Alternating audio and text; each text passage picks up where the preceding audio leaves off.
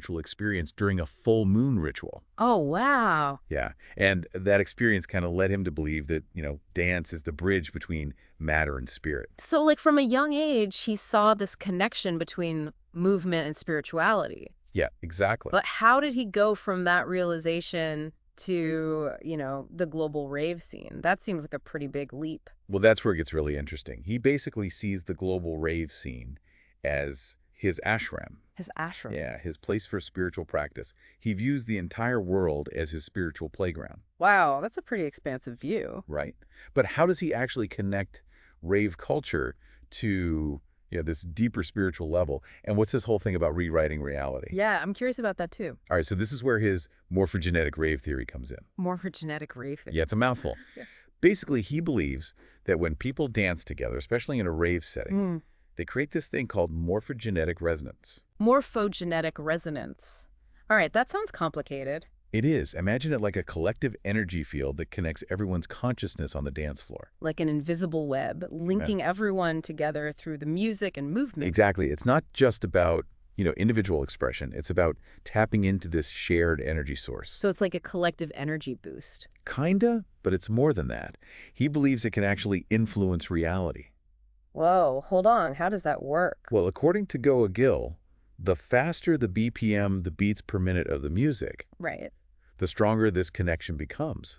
And it gets even wilder. He says it allows us to tap into something called the Akashic Records. Wait, the Akashic Records? Like the cosmic library with all the knowledge and experiences of the universe? That's the one. He thinks we can access this universal library through dance and download information. So the crazier the dance party, the more knowledge we can access. Well, it's not quite that simple. He has this whole system he calls the 4 pillars of transliberation that explains how to harness this energy properly. 4 pillars of transliberation. Okay, I'm listening. What's the first pillar? All right. Pillar number 1 is Nada Yoga, the yoga of sound. Nada yoga. Yeah. He sees DJs as modern-day shamans, basically. Shaman? Using sound frequencies as mantras to guide dancers on a spiritual journey. So the music isn't just about creating a good beat, it's like a tool for transformation. That's the idea. He's very intentional with his DJ sets. He even aligns the music with different chakras. Chakras, like the energy centers in the body. How does that work with a DJ set? So each chakra represents a different energy center, right? Yeah. And Goa Gill thinks that specific BPMs can activate them.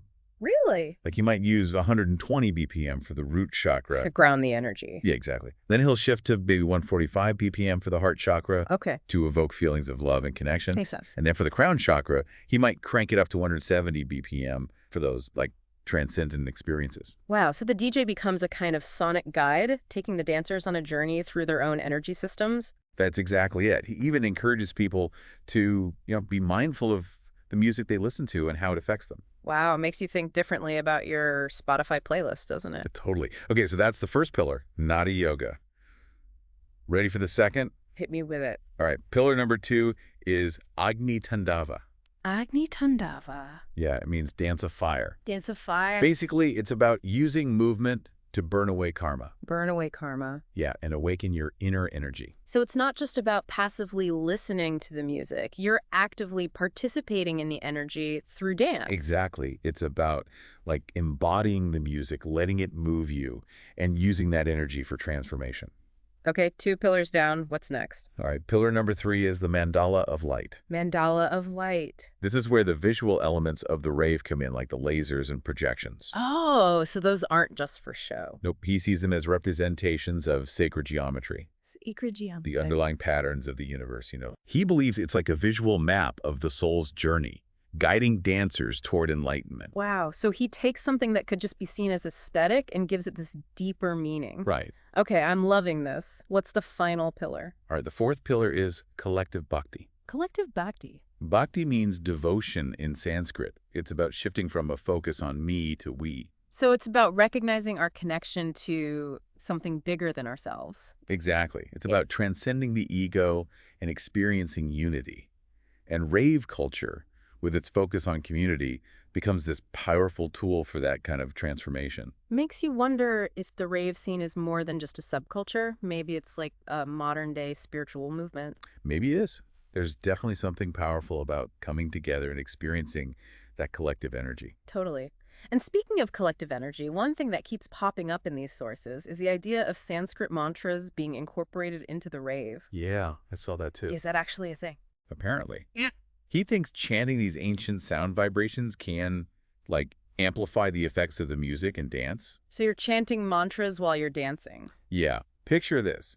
You're at a sunrise set, surrounded by hundreds of people all vibing to the music and chanting Sanskrit mantras.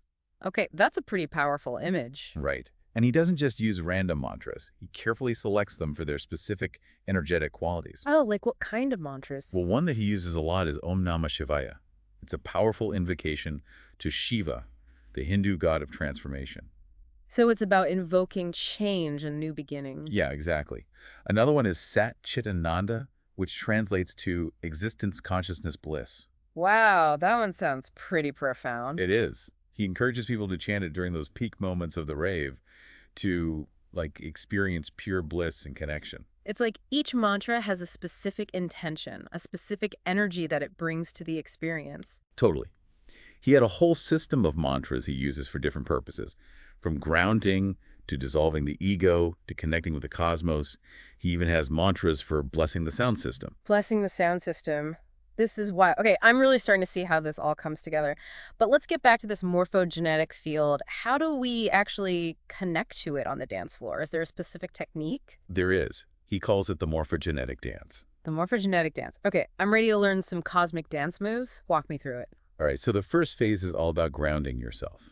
Grounding. Yeah, and preparing to receive the energy of the field. He calls it grounding the antenna. Grounding the antenna. I like it. What do you actually do? So he suggests standing barefoot, feeling the connection to the earth, and visualizing roots growing from your feet. Like you're literally planting yourself into the ground. Yeah, you're anchoring yourself, becoming like a lightning rod for this cosmic energy. Cool. Is there a mantra for this phase? There is. It's Ongur Bhuvasva, which translates to earth, atmosphere, heaven. It's about aligning with the different layers of existence. Makes sense.